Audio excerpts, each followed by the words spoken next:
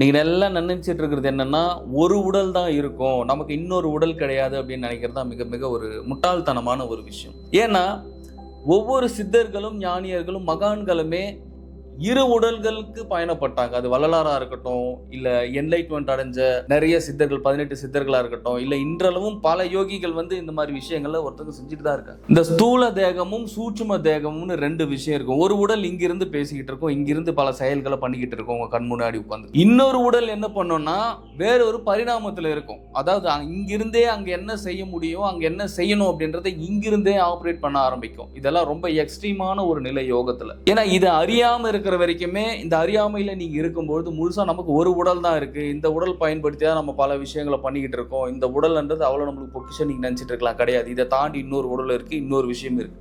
அந்த உடலுக்குள்ளார போகணும்னா, அந்த உடலை நீங்க ஒவ்வொருத்தருமே கேட்ச் பண்ணணும்னா யோகத்தின் மூலயமாக உள்ளுக்குள்ள இருக்கிற சூட்சும கதவு என்று சொல்லப்படுகின்ற உங்களுடைய சுழிமுனையை திறந்து ஒவ்வொருத்தரும் பிரம்மரந்திரத்தில் பயணப்பட தெரியும். அந்த பிரம்மரந்திரம் அப்படின்ற கதவு உங்களுக்குள்ளார திறந்துருச்சுன்னா முழுசா நீங்க என்லைட்மெண்ட்டுக்கு போயிருவீங்க. என்லைட்மெண்ட்னா என்ன? பல மிராக்கல்ஸ்க்கும் உடல் கடந்த நிலைக்கும் உடலுக்கு அப்பாற்பட்ட ஒரு சக்திக்குள்ளார ஒவ்வொருத்தருமே ஊடுருவதுக்கான ஒரு வழிதான். அப்படி ஊடுருவதுனால எனக்கு என்னப்பா வருதுன்னா அப்படி கிடையாது. இப்ப கடவுள் இருக்கிறாரு, ஒரே கடவுள் தான். அப்ப கடவுளுக்கு பல விதமான கோவில்கள் அப்படின்றது இங்க அமைக்கப்பட்டிருக்கு. ஆனா அத்தனை சிலைகள் இருந்தும் அத்தனை கோயில்கள் இருந்துமே கடவுள் ஒருவரா இருந்து ஒரு இடத்துல இருந்தே எல்லாத்தையும் கண்ட்ரோல் பண்ணிட்டு இருக்காருல்ல. அப்ப எல்லா இடத்துக்குமே இறைவன் தன்னுடைய சக்தியும் தன்னுடைய ஆற்றலையும் கொடுத்து கொண்டிருக்கிறார் என்றால் அப்பொழுது கடவுள் எந்த சூட்சுமத்தில் இருக்கிறார், கடவுள் அப்ப எப்பேற்பட்ட ஒரு எனர்ஜியில இருக்காருன்றதை ஒவ்வொருத்தரும் புரிஞ்சு. அப்ப கடவுள் எப்படி அங்கிருந்து இறைவன் எந்த கோவில்களுக்கு போனாலும் ஒரு 5 நிமிஷம் 10 நிமிஷம் நமக்கு அந்த எனர்ஜி கிடைக்குது, நம்மளால அந்த ஆற்றல் எடுத்துக்க முடியுது அப்படின்னா அப்ப கடவுள் எப்பேற்பட்டவர், அவர் எங்கிருந்து எப்படி ஆப்ரேட் பண்ணிட்டு இருக்காரு நல்லா புரிஞ்சுக்கணும் நீங்க இந்த உலகத்தை. சோ அப்படிதான் கடவுள் அப்படின்ற ஒரு தன்மையை நீங்க அறியணும்னா முதல்ல இந்த உடலுக்குள்ளார ஒவ்வொருத்தருமே சூட்சுமத்துல பயணப்பட ஆரம்பிக்கும். இதெல்லாம் வழிகளுக்கு போக முடியாம ஒவ்வொருத்தருடைய மனசு என்ன பண்ணுதுன்னா சுத்தி சுத்தி சுத்தி சுத்தி சுத்தி இந்த வினைகள்லயே சுத்த விட்டுக்கிட்டு இருக்கு. ஏன்னா ஆன்மா பல பிறப்பு எடுத்திருக்கு, பல பிறப்புகளை கடந்து வந்திருக்கு. இவ்வளவு ரகசியங்களும் இவ்வளவு சூட்சுமங்களும் ஒவ்வொரு உடலுக்குள்ளேயும் ஒவ்வொரு உயிருக்குள்ளேயும் ஒவ்வொரு ஆன்மாவுக்குள்ளேயுமே அடங்கி இருக்கும் பொழுது அப்ப அந்த சூட்சுமத்தை தெரியாததுனால இங்க உங்களுக்கு ஏற்படக்கூடிய பல விளைவுகள் தான் நீங்க என்ன வினைகள்ல சிக்கிறதுனால இந்த மாதிரி சூட்சும உடலுக்கு போக முடியல. அப்ப சூட்சும உடல்ல ஒவ்வொருத்தரும் பயணம் பண்ணணும்னா ஆழ்ந்த அதீத ஒரு கருணை அப்படின்றது உங்களுக்குள்ளார உருவாகணும். ஏன் வள்ளலார் முதற்கொண்டு எல்லாருமே கருணையும் அன்பையும் அதிகமா வற்புறுத்துறாங்க, வலியுறுத்துறாங்கன்னா எப்போ ஒரு மனுஷனுக்கு அன்பும் கருணையும் உள்ள பொங்க ஆரம்பிக்குதோ அவனுக்குள்ளார ஒரு ஒளி பிறக்க ஆரம்பிச்சு. ஏன்னா இன்னைக்கு இருக்கிற சமுதாயம் எவனுக்கு இங்க ஈவ இறக்கம் இருக்குது? ஈவ இறக்கன்றது என்னன்னே தெரியல, இந்த இறக்க குணம்னா என்னன்னே தெரியல. ஏன்னா இவன் சர்வே பண்ணணும்னு இவன் நினைச்சுக்கிறான். நீ என்னதான் சர்வே பண்ணாலும் சரி, நீ எங்கதான் ஓடனாலும் சரி, என்னதான் பண்ணாலும் சரி, உனக்குள்ள ஒரு இலகிய மனமும் ஒரு அன்பும் கருணையும் உனக்கு இல்லைன்னா ஒரு புரோஜனத்துக்கு நீங்க பயன்பட மாட்டேன். இருக்கிறதே வேஸ்ட். ஒரு புரோஜனம் ஒரு பயனுமே கிடையாது. ஏன்னா உன்னுடைய குணத்தை நீ மாத்தாம உனக்குள்ள இருக்கிற அந்த அகங்காரம் என்று சொல்லப்படுகின்ற உன்னுடைய ஈகோவா இருக்கட்டும், உனக்குள்ள இருந்து எழுந்துக்கிற கோபமா இருக்கட்டும், உனக்குள்ள இருந்து எழுந்துக்கிற நயவஞ்சகமா இருக்கட்டும், உனக்குள்ள இருந்து வெளிவருகின்ற அந்த தீய செயல்கள் தீய குணங்கள் எல்லாமே உன்னை இதெல்லாமே மூடி போட்டு மறைச்சு வச்சிருக்கும். உன்னுடைய வாழ்க்கை கூட மாறாது. நீ கோவிலுக்கு எதுக்கு போற? ஒரு 5 நிமிஷம் 10 நிமிஷம் உட்காந்து சாமி கும்பிடுறதுக்கா போற? கிடையாது. ஒரு பிரயோஜனம் கிடையாது. கோவிலுக்கு நீ போனேன்னா முழுக்க முழுக்க முழுக்க உன்னுடைய மனம் சாந்த நிலையில இருக்கும். அங்க போய் இன்னொரு பொண்ணை பார்க்க கூடாது, இல்ல இன்னொரு ஆணை பார்க்க கூடாது. நீ கோவிலுக்கு போனாலுமே அங்க ஒரு கவர்ச்சியை தான் நீ பாக்குற. பல பேர் இதான் பண்ணிக்கிட்டு இருக்கான் பாவிங்க. கோவிலுக்கு போனாக்கா, கோவிலுக்கு போயிட்டு கடவுளை கும்பிடுறானோ இல்லையோ, இறைவனை பாக்குறானோ இல்லையோ, கோவிலுக்கு எதுக்கு போறான்னா செருப்பு வெளியே கழட்டி விட்டுட்டு, செருப்பு கழட்டி விடும் போதே தன்னுடைய மனசையே அங்க வெளியே கழட்டி விட்டு போயிடணும். உனக்குள்ள இருக்குது இல்ல காமம், குரோதம், லோபம், மோகம், மதம், ஆச்சாரியம் என்ற 6 குணம் இருக்குது இல்ல, இந்த குணத்தை எல்லாமே எவன் ஒருத்தர் கோயில் வாசல்ல கழட்டி வச்சுட்டு போறானோ அவனுக்கு தான் இறைவன் காட்சி கொடுப்பாரு. அவனுக்கு தான் பல சூட்சுமங்கள் ரகசியங்கள் எல்லாமே தெரியும். ஆனா நான் இது எதையுமே பண்ண மாட்டேன்.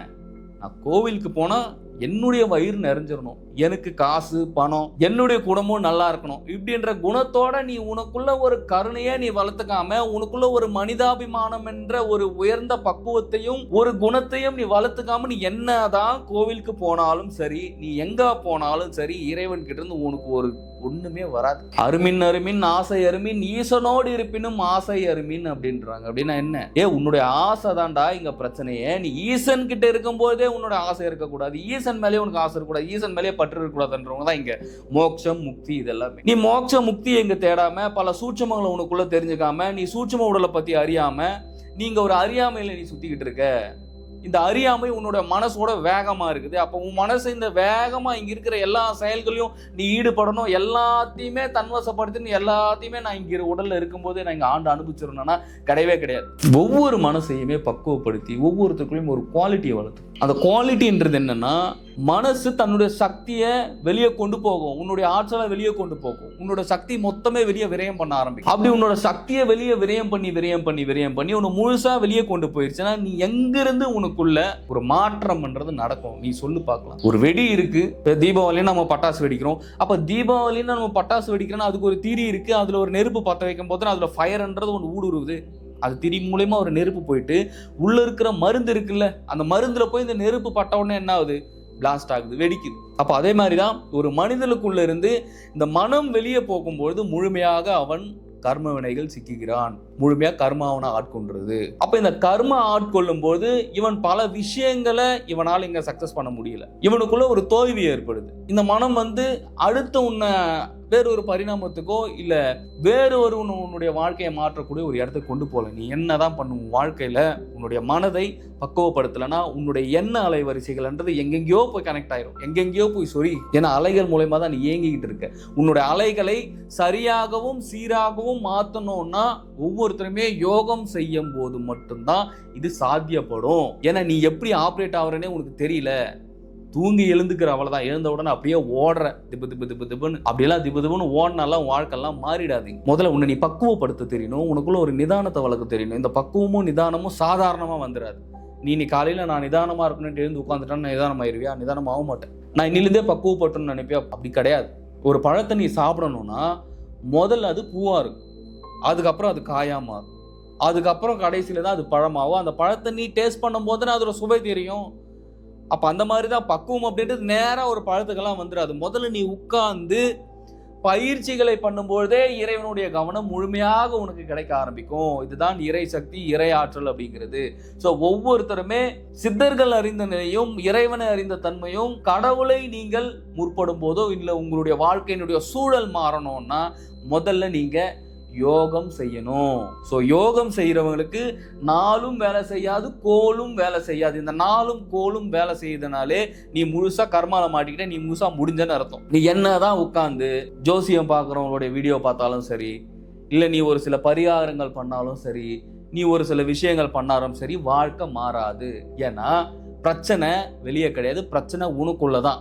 அப்போ உனக்குள்ள பிரச்சனை நீ சரியாகணும்னா இந்த கோள்களுக்கும் உனக்கும் என்ன தொடர்பியல்ன்றது நீ தெரிஞ்சுக்கணும். அப்போ கோள்களுக்கும் உங்களுக்கும் ஏற்படுகின்ற இந்த அறிவியலாக இருக்கட்டும், ஆன்மீகமாக இருக்கட்டும், இந்த விஷயங்களுக்குள்ளார அந்த ஃப்ரீக்குவன்சி, அந்த எண்ண அலைகள் தான் போய் கனெக்ட் ஆகும். அப்போ அங்கே கோள்கள் நகரும் பொழுது இங்க உன்னுடைய உடல் நகர ஆரம்பிக்குது.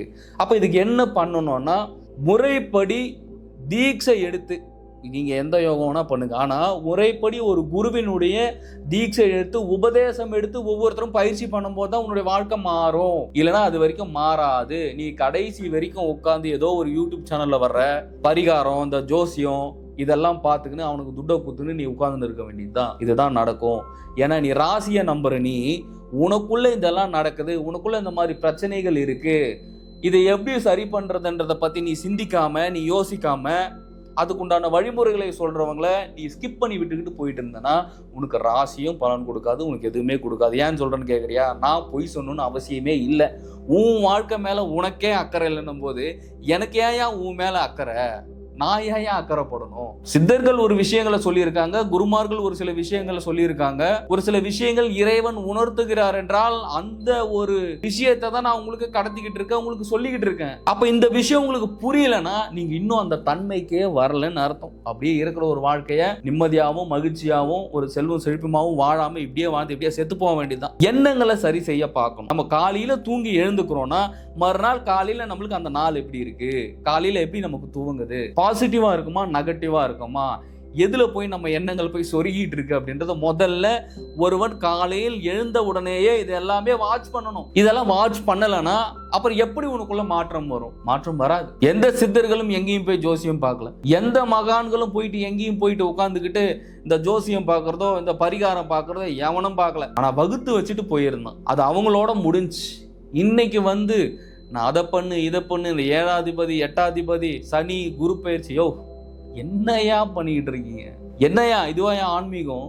காசு சம்பாதிக்கிறதுக்கு 1008 வழி இருக்கியா? 1008 வழி இருக்கு. அது உங்க மேல குறை சொல்லியோ உங்க மேல பழி சொல்லியோ பிரச்சனை கிடையாது, சத்தியமா கிடையாது. யாரு மேல தப்புனா முழுக்க முழுக்க முழுக்க அறியாமையில் இருக்கிறவங்க மேலதான் தப்பு. ஏன்னா திரும்ப திரும்ப இவன் ஜோசியம் பார்த்து கல்யாணம் பண்ணி இவன் வாழ்க்கை நாசமா போயும் அதை ஏத்துக்கிட்டு இவன் நிக்கிறான்னா இவன் எப்பேற்பட்டவனா இருப்பான், இவன் எந்த தன்மையில இருக்கான், இவன் எப்பேற்பட்ட அறியாமையில இருக்கான். ஈஸ்வரா, இது உனக்கே வெளிச்சமப்பா.